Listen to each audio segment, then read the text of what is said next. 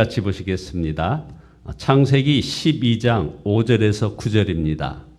창세기 12장 5절에서 9절 말씀 함께 읽겠습니다. 창세기 12장 5절에서 9절 말씀.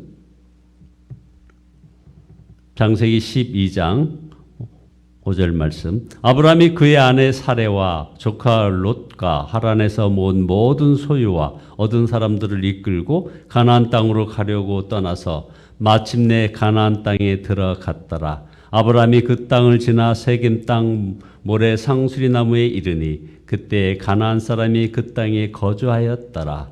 여호와께서 아브라함에게 나타나 이르시되 내가 이 땅을 내 자손에게 주리라 하신지라. 자기에게 나타나신 여호와께 그가 그곳에서 제단을 쌓고 거기서 베델 동쪽 산으로 옮겨 장막을 치니 서쪽은 베델이요 동쪽은 아이라. 그가 그곳에서 여호와께 제단을 쌓고 여호와의 이름을 부르더니 점점 남방으로 옮겨갔더라.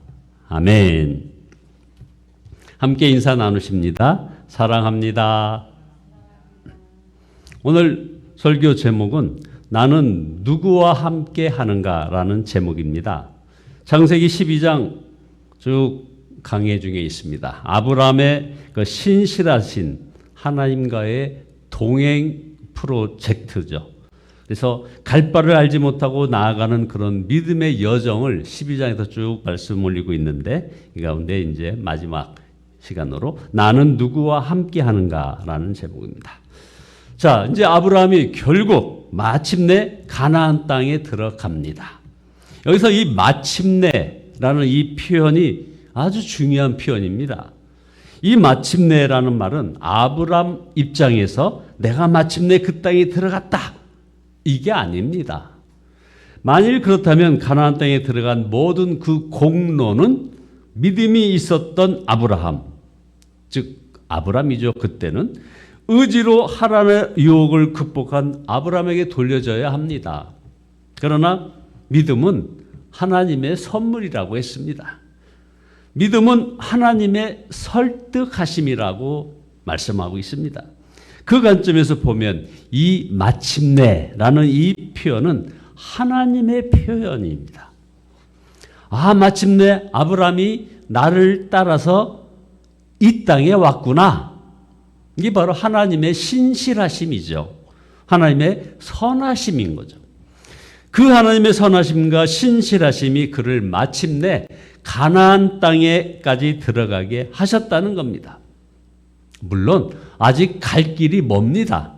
그러나 신실하신 하나님과 동행하는 삶에서 아주 귀중한 발걸음을 내디뎠다는 데 큰 의미가 있습니다. 이 아브라함은 세겜 땅 모래상수리 나무에 이르러 그곳에서 이제 예배를 드립니다.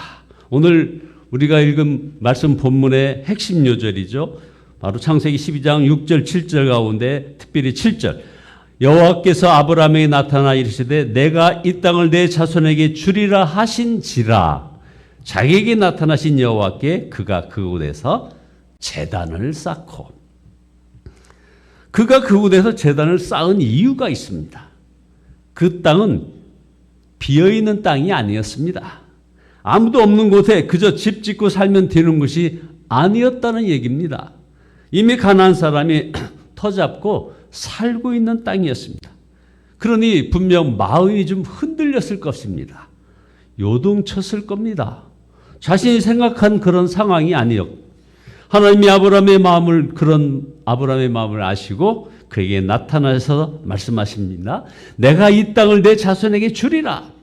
다시 한번 이 약속의 말씀을 되새기면서 아브라함은 그에게 대한 응답으로 결국 거기에서 제단을 쌓는 겁니다. 이 제단은 번제입니다. 아직 율법이 주어지지 않았는데 번제라니 이게 말이 됩니까? 사실 아브라함은 자신의 직계 조상인 노아에 대해서 이미 알고 있었습니다. 노아가 방주에서 제단을 쌓고 드린 것이 바로 번제 아닙니까? 우르나 하란에서 그는 제단을 쌓지 않았습니다. 그러니까 신앙인의 불신앙으로 살았던 사람이 이 아브라함이죠. 그러나 말씀을 듣고 이제 믿음으로 하나님의 말씀을 따라 믿음의 여정을 떠났습니다. 이제는 제단을 쌓고 번제로 하나님께 예배를 드립니다. 그래 거기서 여호와의 이름을 부릅니다. 여러분 번제의 의미가 무엇입니까? 자신을 완전히 하나님께 내어 맡깁니다 하는 그런 표현입니다. 하나님, 저의 인생, 제 미래 모두 주님의 손안에 있습니다라는 고백입니다. 지금까지는 제가 제 인생의 주인이었고 제가 제 인생을 통제하려 했습니다. 그러나 주님, 이제는 제가 태어나기 전에 창세 이전부터 애초에 저의 삶은 주님 안에 있어 왔습니다. 이제야 제 자신을 주님께 내어 맡깁니다. 거의 모든 염려와 미련 그리고 자기 인생에 대한 통제권, 내 삶은 이러저러 해야 한다라는 그런 어떤 조망과 꿈마저도 모두 다 제단 위에 태워버립니다. 여러분, 이것이 번제입니다. 이것이 아브라함이 제단을 쌓았다는 뜻입니다. 여러분, 하나님이 원하시는 것은 우리의 일이 아닙니다. 우리가 뭔가 대단한 일을 하는 것을 원하는 것이 아닙니다. 하나님이 원하시는 것은 우리 자신, 우리의 전부를 원하십니다. 우리의 몸과 마음, 영혼 전체가 그분을 위해 불살라지고 드려지는 것을 원하십니다. 완전히 하나님을 위해 드려지는 삶, 그래서 거기서 나는 죽고 주님과 온전히 하나 된 삶, 그것이 제단의 삶인 것입니다. 지금 아브라함은 그것을 고백하는 것입니다. 언제요? 가나안 땅에 왔는데 그곳에 살고 있는 가나안 사람들을 보았을 때입니다. 내 계획과 내 뜻과는 전혀 다른 상황이 펼쳐질 때 아브라함은 제단을 쌓은 겁니다. 저의 인생 모두 주님 안에 있습니다. 이렇게 표현하는 것이죠. 바로 아브라함은 이런 제단을 쌓으며 이제 하나님께 나아갑니다. 그러니 사람들이 이미 살고 있어서 한 곳에 정착할 수가 없었습니다. 그래야 자리를 옮겨 다니며 삽니다. 8절을 보십시오. 거기에 베델 동쪽 산에 옮겨 장막을 치니 서쪽은 베델이요 동쪽은 아이라. 그가 그곳에서 여호와께 제단을 쌓고 여호와의 이름을 부르더니, 그는 베델 동쪽 산으로 옮겨 장막을 칩니다. 그리고 그곳에서도 제단을 쌓습니다. 그렇다면 이 장막이 무엇입니까? 나그네의 삶, 한 곳에 뿌리 내리지 않고 움직이는 삶. 그래서 좀 확장하면 선교적인 삶을 상징하는 겁니다. 설령 한 곳에 정착하여 산다고 하더라도 그 중심은 나그네라는 정체성을 가지고 사는 그런 삶을 말하는 거죠. 고국에서 나그네처럼 살고 외국에서는 마치 그 땅의 사람인 것처럼 사는 그런 삶. 그래서 어디를 가든지 주님과 동행할 수 있는 삶. 이것이 장막에 사는 삶인 겁니다. 그러려면 장막과 제단이 반드시 함께 있어야 합니다. 제단을 먼저 쌓은 사람, 자신의 삶을 온전히 번제로 맡긴 자만이 장막의 삶을 살 수가 있습니다. 그래서 7절에 제단이 먼저 나오고 8절에 나가서야 장막이 나오는 것입니다. 내가 장막에 사는 삶인지 어떻게 알까요? 장막에 있는 것들은 언제든지 제단에 드릴 수 있는가?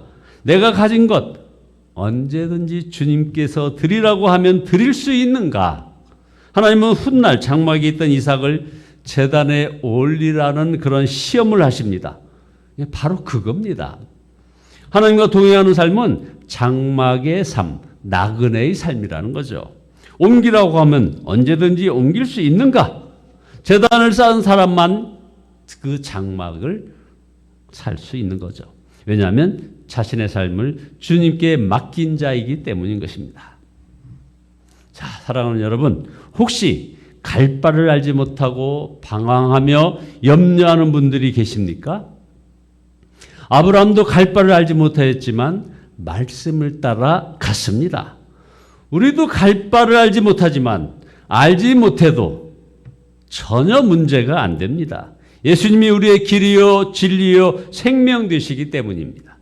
그분이 우리와 함께 하시고 우리가 그분과 동행한다면 그것으로 충분합니다.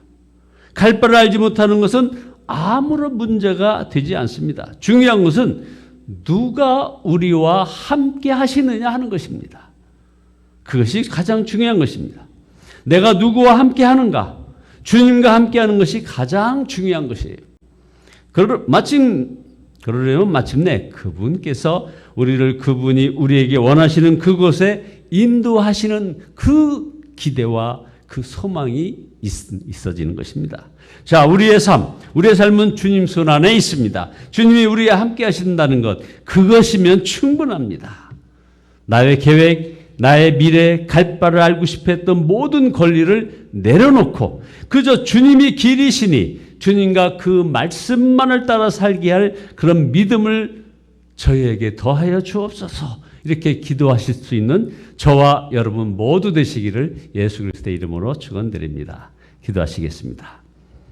전능하신 주님을 찬양합니다. 회개합니다. 십자가 사랑 감사합니다. 주님, 아브라함이 가는 곳마다 제단을 쌓았듯이 부르신 그곳에서 예배하게 하시고 그리하여 우리의 인생을 온전히 주님께 내어드린 삶이 되게 하옵소서. 이 세상 삶이 장막의 삶이요 나그네의 삶임을 기억하게 인도하여 주시고 주님이 부르신 곳에서 선교적인 삶을 살게 도와주시옵소서.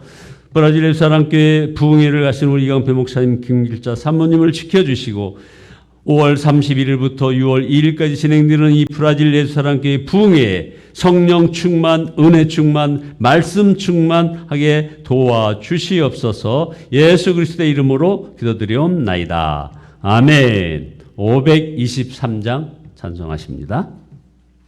523장입니다.